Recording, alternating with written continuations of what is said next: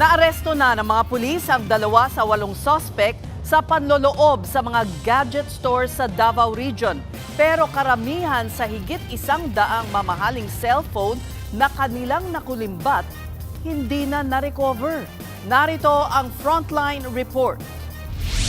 Matapos tangayin ng mga kawatan ang higit 100 iPhone sa isang gadget store sa Davao City noong June 24, naaresto na ng mga pulis ang 2 sa 8 suspect sa krimen. Kinilala silang sina alias Nora at Khalil. Ayon sa investigasyon at backtracking ng pulisya, nag-surveillance na ang mga suspect sa tindahan bago pa ang nakawan. Noong gabi raw bago mangyari ang krimen, 2 babae ang pumasok at nagpanggap na customer sa shop.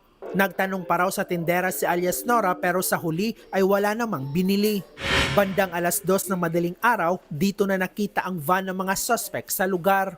Indeed, same babae na nag-inquire sa kanila that time. So that's why we came up with this. Nakuha namin sa CCTV mismo ng store. So nag-match naman yon na mga personalities. Actually, the time that she entered the store, same pa rin yung damit niya nung na-commit yung robbery.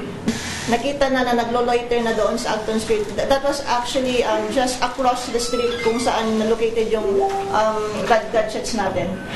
Bukod pa riyan, kinumpirma rin ng mga pulis na ang grupo ni na alias Nora at Khalil ang siyang nagnakaw sa isa pang gadget store sa Tagum City sa Davao del Norte sa kaparehong araw.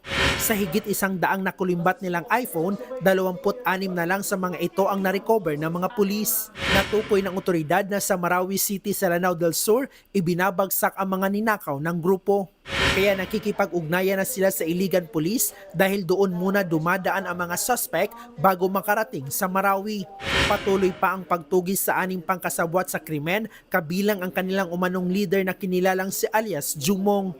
Nagbabalita mula sa Frontline, Bril Montalvo, News 5, Mindanao.